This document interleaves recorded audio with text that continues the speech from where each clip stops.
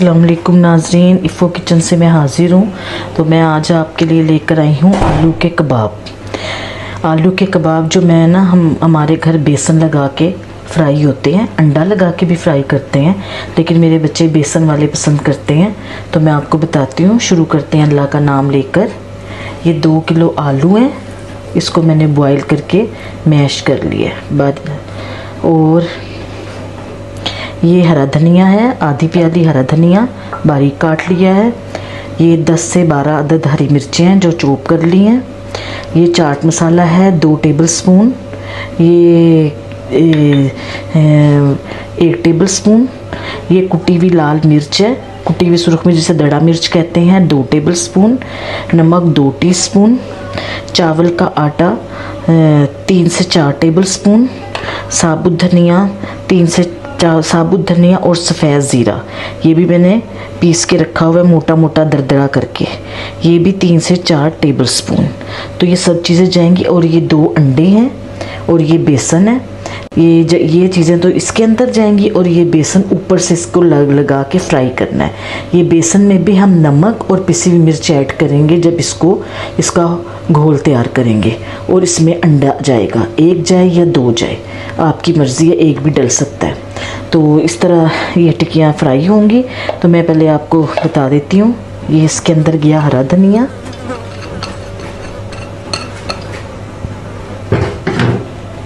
ये हरी मिर्चें, कुटी हुई मिर्च, चाट मसाला, चिकन पाउडर, ये बहुत अच्छा फ्लेवर लेकर आएगा, नमक, ये क्या कहते हैं चावलों का आटा, इससे जो ये क्रिस्पीपन आता है इसमें टिक्कियों में ना।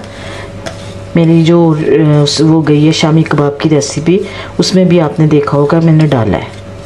आपकी मर्ज़ी, आप डालें ना डालें वो आपकी मर्ज़ी। ये कुटा हुआ धनिया और सफ़ेद ज़ीरा, अब इसको हम मिक्स कर लेंगे। अच्छा, यहाँ देखें मैंने पुदीना रखा हुआ है शीशी के अंदर। आजकल बरसात का मौसम है, मक्खी बहुत आ रही है, तो इससे मक्खियों में किचन में अगर आप ये लगाएंगे तो मक्खियाँ काफ़ी कम आएंगी। अगर मेरी वीडियो में कोई मक्खी नज़र आए तो माजरत, क्योंकि बरसात का मौसम है और आज यहाँ लाहौर में बारिश बहुत हुई है, इससे ना मक्खी बहुत पैदा हो रही है। तो आज अच्छा मौसम था, बच्चे कहने लगे मम्मी आज ना आप आलू के कबाब बनाएं बेसन लगा के, बहुत मज़ेदार बनते हैं। हाँ, बिल्कुल जैसे हम पकोड़े की तरह खा रहे हैं, पकोड़ों का टेस्ट भी आता है और आलू का भी। तो आप बनाएं और अपने बच्चों को खिलाएं, एंजॉय करें। ये अच्छी तरह मैं मैश कर दूं। और आलू के कबाब उसी तरह बनेंगे जैसे मैंने आपको शामी कबाब की रेसिपी में बताए हैं। जिस तरीके से मर्ज़ी, छोटे बड़े अपने घर के हिसाब से आप बनाएं। ये मैं बना के मिक्स हो गया, ये अच्छी तरह मिक्स करके तो मैं 5 से 10 मिनट इसको फ्रिज में रख दूँगी ताकि इसका नमक मिर्च सेट हो जाए। ये मिलाने के बाद यहाँ पर आके आपने नमक मिर्च अपना चेक कर लेना है अपने हिसाब से, कम या ज़्यादा। ये हो जाए मैं कबाब बना के रखूँ, जब फ्राई करूँगी इसका घोल तैयार करूँगी। बेसन का, अंडा, नमक मिर्च आपके सामने घोल तैयार करूँगी। ये तैयार करके तो फिर फ्राई करेंगे। ये नाज़रीन, ये मैंने आलू के कबाब बना के ये रख दिए हैं। इस तरह एक के ऊपर एक लेयर लगा के ना, इस तरह ये देखें, अगर बचेंगे भी तो फ्रीज़र में चले जाएंगे। ये देखें लेयर लगी हुई है सारी, ये सारी लेयर लगी हुई है। ये आप 1 हफ़्ता 10 दिन फ्रीज़र में रख सकते हैं, लेकिन इसका तरीका क्या है कि आलू हैं ये पानी छोड़ देते हैं। आपने अगर फ्रीज़र में इनको रखा है ना तो फ़ौरन निकालें फ्रीज़र में से, इसको बाहर नहीं छोड़ना, नहीं तो ये नरम पड़ के बिल्कुल पानी छोड़ देंगे। अगर फ्रीज़र में आप इनको रख रहे हैं कुछ दिनों के लिए तो फ़ौरन निकालें, ऑयल गर्म करें और ऑयल भी दरमियाना गर्म होना चाहिए। गरम करें ऑयल को और इनको फ़ौरन निकाल के ना फ्राई कर लें, चाहे अंडे में, चाहे जो मैं तरीका बता रही हूँ इसमें, बाहर नहीं छोड़ने।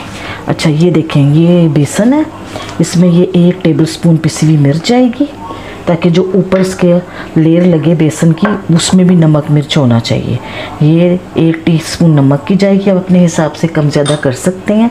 ये अंडा जाएगा, ठीक है। ये अब हम इसका घोल तैयार कर लेंगे। ये नहीं, बहुत आसान रेसिपी है, आप ज़रूर ट्राई करें। आजकल मौसम भी ऐसा है, बहुत पतला भी नहीं होना चाहिए कि वो बहना शुरू हो जाए, और बहुत गाढ़ा भी नहीं होना चाहिए कि बिल्कुल ही मोटा मोटा हो।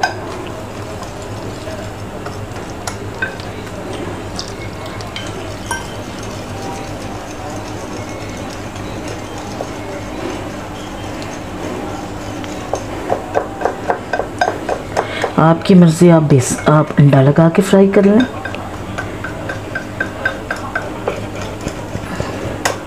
ये जो गुठलियाँ हैं ये नहीं होनी चाहिए बीच में, बस ये मैं तैयार कर लूँ इस तरह।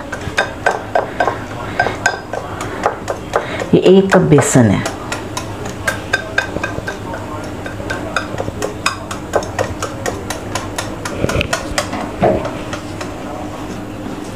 ये देखें नाजरीन, इतनी कंसिस्टेंसी होनी चाहिए इसकी ना, इतने यानी कि थिकनेस इसकी ये होनी चाहिए। ये देखें ना ज़्यादा गाढ़ा और ना ही ज़्यादा पतला कि पानी की तरह बहे, इतना कि जो टिक्कियों के ऊपर लग जाए, ठहर जाए। अब मैं इसको फ्राई करना दिखाती हूँ आपको।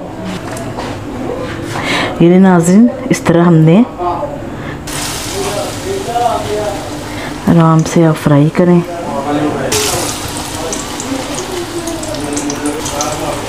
छोटी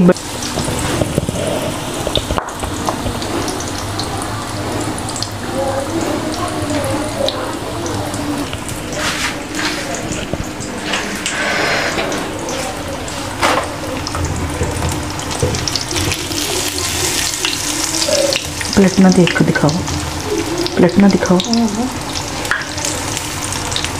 चिमटा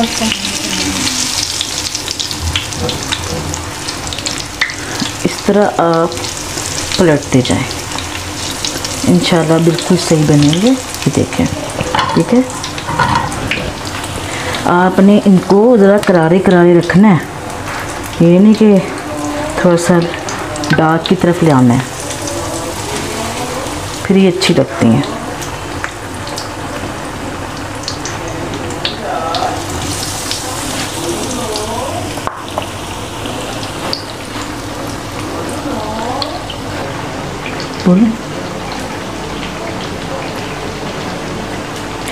देखें नाजरीन, ये इस तरह आप देखें, इस तरह होने चाहिए ये, ठीक है।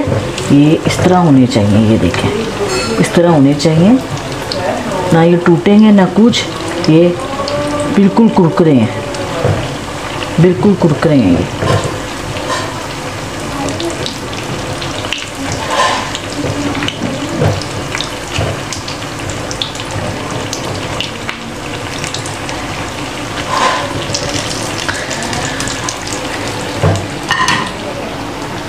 ये नाज़रीन ये हो गए हैं, इनको मैं डिश आउट करके आपको दिखाती हूँ।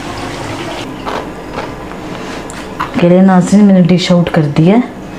ये दही का रायता चटनी के साथ, जो चटनी मैंने आपको सिखाई है ये वही चटनी है, ये मैंने उसमें दही में मिक्स करके रखी है। बहुत अच्छा फ्लेवर लेकर आएगी। केचप के साथ आप खाएं, इस चटनी के साथ ज़्यादातर इस चटनी दही वाली जो चटनी वाली दही है ना, इसी के साथ ही इस्तेमाल होते हैं। ये आपकी मर्ज़ी, आप केचप के साथ खाएं, जैसी आपकी मर्ज़ी, बहुत अच्छे लगेंगे रोटी के साथ। और वैसे भी आप मेहमानों के सामने ये चाय के साथ पेश कर सकते हैं। तो उम्मीद है आपको मेरी ये रेसिपी पसंद आएगी। अगर आपको मेरी ये रेसिपी पसंद आए तो प्लीज़ इसको लाइक करें, शेयर करें और सब्सक्राइब करें। अपने बहन भाइयों को बनाकर खिलाएं और बेल आइकन के बटन को क्लिक करें। बहुत शुक्रिया। अल्लाह हाफिज़।